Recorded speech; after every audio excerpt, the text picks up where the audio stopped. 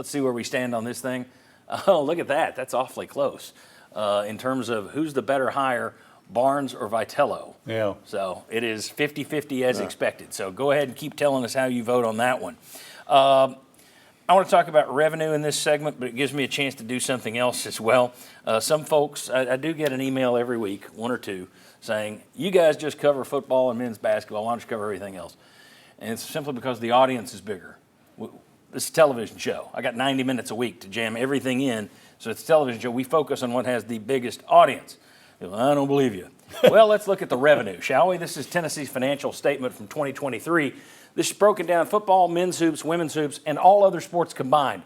This is just the income levels.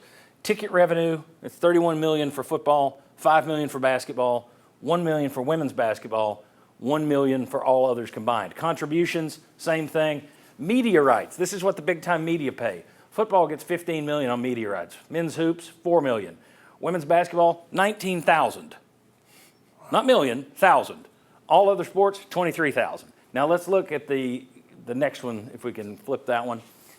All right, here's your finances. Total operating revenue on the top line, total operating expenses beneath that, and then the surplus or deficit down below that. Football makes $67 million in 2023. Men's hoops made $14 million. Women's hoops lost about $5 million. All the other sports combined lost $37 million. Ouch. So that's why football is king, and why we were talking that last segment. If you're going to cut expenses like a business, you're not cutting from the one that pays for everything else. You're cutting some of those little things that are a drag on the business. The future, though, a lot of people are talking about new ways to find new revenue streams. That's the whole thing, new revenue streams. So this was in The Athletic this week, if we can show you this comment. That means potentially adding things like on-field branding and logos. A proposal, the NCAA Playing Rules Oversight Panel will consider at its next meeting. A source familiar with the panel's agenda confirmed.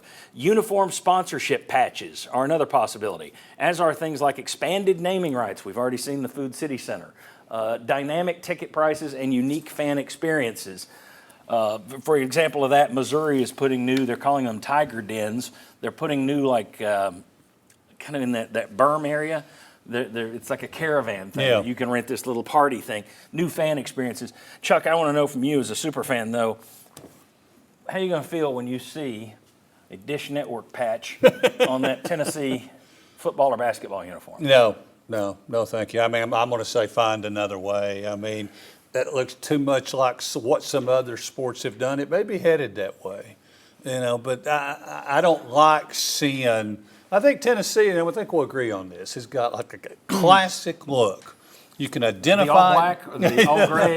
Which classic look are we talking the about? orange, baby. And you can identify it, you can spot it, you can see all that. And now and how much is that patch are you going to get for that patch? Chuck, well, say it. Go. How much golf do you watch? Quite a bit.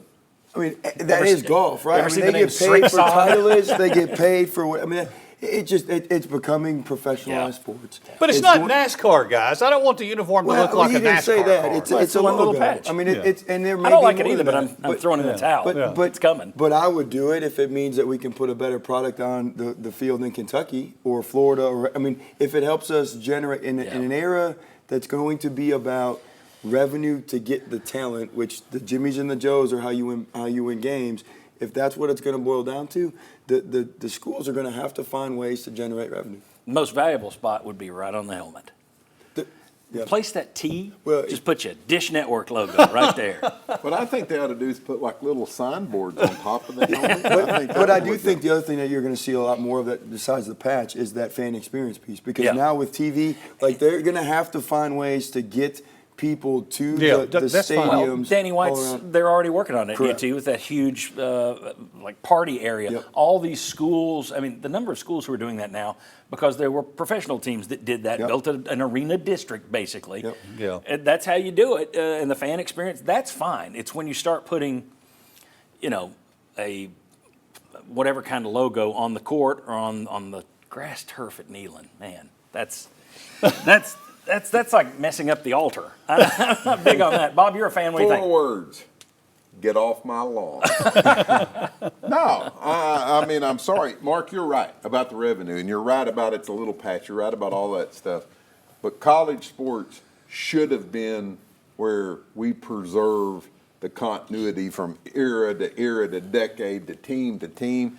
No. And if they put something on the grass at Neyland Stadium, I mean, you know, you already when a logo. a player goes into the tent, it's got an advertisement on top of it. Yeah, and You know, okay, why don't we just take that and maybe we can put something under the grass where it's constantly changing, like the billboards, you know, that, no. stop it. superimpose I think, stuff. you know, Well, just well, think, I stop. think our logo would look pretty good at Would about the you, rather, 30 yard would you line. rather do that or raise ticket prices? Or I mean, that's the other thing that they're Or gonna lose do, out on right? I mean, players. they're going to raise ticket prices. Yeah. There's, I mean, that's I mean, the easiest one but to that's do. just it. But it still you sucks. are right.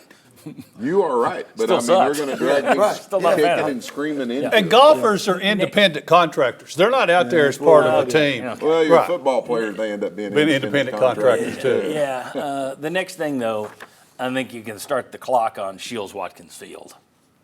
Oh, It's And I feel gonna- bad for Shields and Watkins who've had Yeah. that field for 100 years, but I would think that's going to be Food something. City Field? Yeah, something other field at well, Neyland and you may Stadium. be down to the point where Neyland Stadium may be your last real honest to goodness rock that you don't want to blow up. I just wonder if Lindsey Nelson Stadium, if it weren't named for a For- legendary UT Yeah. figure, if that wouldn't be on the chopping block as well. And we'll see. Oh, it may I still mean, be. I'll All bet right. you end up with something field at Lindsey Nelson Stadium. Yeah, yeah.